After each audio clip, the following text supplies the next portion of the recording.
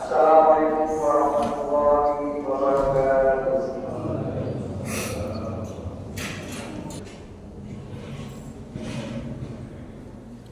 Alhamdulillah, nahmaduhu wa nasta'inuhu wa nastaghfiruh wa na'udzu billahi min shururi anfusina wa min sayyiati a'malina. May yahdihillahu fala mudilla lahu wa may yudlilhu fala hadiya lahu. Asyhadu an la ilaha illallah wa asyhadu anna Muhammadan abduhu wa rasuluhu la nabiyya ba'dahu. Allahumma sholli wa sallim ala sayyidina Muhammad ibni Abdillah wa ala alihi wa sahbihi wa man tabi'ahum bi ihsan ila yaumil qiyamah. Amma ba'du. Usikum wa iyaya biqaulillah ittaqullaha haqqa tuqatih wa la tamutunna illa wa antum muslimun. Ya الذي خلقكم من نفس واحدة والذي خلق منها زوجها وبث منهما رجالا كثيرا ونساء واتقوا الله الذي تساءلون به والأرحام إن الله كان عليكم رقيبا. يا أيها الذين آمنوا اتقوا الله وقولوا قولا سديدا يصلح لكم أعمالكم ويغفر لكم ذنوبكم وأطيعوا الله ورسوله فقد فاز فوزا عظيما. Masyaallah muslimin dan muslimat yang dimuliakan Allah. Pertama-tama marilah kita panjatkan puja dan puji syukur kehadirat Allah Subhanahu wa taala yang telah memberikan rahmat serta hidayahnya kepada kita sekalian. Sehingga bisa hari ini kita bisa berkumpul dalam rangka menunaikan kewajiban kita yaitu sholat Jumat di masjid yang ini dengan tidak ada halangan sesuatu apapun. Kali ini sholawat dan salam akan kita limpahkan kepada junjungan baginda Nabi Muhammad Sallallahu Alaihi Wasallam yang telah membawa kita dari zaman jahiliyah ke zaman jahiliyah, dari zaman kegelapan ke zaman yang terang benderang. Mudah-mudahan kita mendapat syafaat di yaumil qiyamah nanti. Amin ya rabbal alamin. Selanjutnya dalam kesempatan ini saya selaku ingin mengajak dan berwasiat terutama kepada diri saya sendiri dan kepada akhir zaman, yaitu supaya kita senantiasa meningkatkan ketakwaan kita kepada Allah Subhanahu wa taala. Dalam arti takwa yang sesungguhnya itu menjalankan semua perintahnya dan menjauhi segala larangannya. Hadirin dan jemaah yang dimuliakan Allah, dalam kesempatan ini pula saya akan menyampaikan khutbah yang berjudul yaitu Miracle of Number 7. Jadi hari ini adalah Jumat Kliwon tanggal 7 Februari 2025. Ini adalah sangat sekali dan sangat menarik karena ini adalah bulan Februari, bulan yang sangat pendek, hanya 28 hari yang mempunyai 4 Senin, 4 Selasa, 4 Rabu, 4 Kamis, 4 Jumat, 4 Sabtu dan 4 Ahad. Ini terjadi hanya 823 tahun sekali. Jadi kita tidak mungkin lagi untuk mengalaminya. Karena bulan Februari ini adalah bulan yang sangat sempit dan paling banyak arti di dalam kehidupan kita. Hari Januari 2024, angka 7 ini adalah hampir semua seantero-nya mengalami atau tahu tentang angka ini. Yang dipakai untuk kemasukan kesuksesan maupun acara-acara yang memiliki angka itu.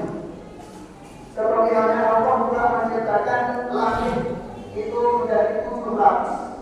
Dan selanjutnya tanah juga terdiri dari 7 lapis. Al-Fatihah juga masuk 7 ayat. Dan semua kalau kita ke umroh atau ke Mekah yaitu keliling Ka'bah yaitu juga berikutnya yaitu 7 lingkaran. Rasulullah juga mengalami 7 lingkaran.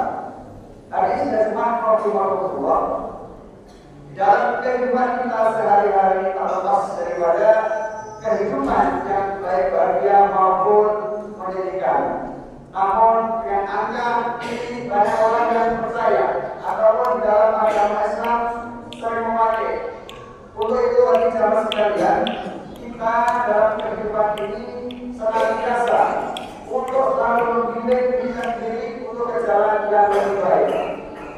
Allah memberikan kepada kita yaitu organ tubuh kita, terutama bagian tubuh kita juga ada 7 bagian. Bagian kepala, leher, tangan, perut, dan kami serta kaki. Itulah yang kita miliki dengan 7. Sedangkan kita kulit kita lapisannya juga 7. Namun di sini akan disampaikan lebih spesifik lagi, yaitu 7 bagian kemudian kita yang kalau kita jalankan bisa mendapat pahala atau dosa atau bisa menjalankan orang atau tidak. Allah berikan kita yaitu kebebasan untuk berbuat baik atau berbuat buruk. Itu juga memilih kepada kita. 7 bagian itu 7 bagian yang bebas. The first yang pertama yaitu free the eyes to look everywhere. Jadi kita melihat apapun yang kita mau baik ataupun buruk. The second yaitu free the ears to hear anything, bad or good. Jadi kita punya telinga, boleh kita mendengar apapun yang kita lihat sekeliling kita, baik ataupun yang buruk. The most thing, bad or good. Mulut kita berbicara baik ataupun buruk, kita berpikir atau marah-marah dan lain sebagainya. Selanjutnya yang keempat, the stomach to feel of the angle of it. Jadi kita perut kita boleh diisi baik yang halal maupun halal, terserah kita, karena itu kebebasan bagi kita semua. Tapi ini firman dari kemuliaan Allah. Selanjutnya yang keenam yaitu the free to anger. Jadi kita sahabat kita mau diarahkan kemana saja terserah kita. Itulah kebebasan kita dengan Allah Subhanahu wa Ta'ala. Tidak kita memilih. Ada sebuah yang terakhir yang berusul yaitu free the food to step anywhere, bad or good.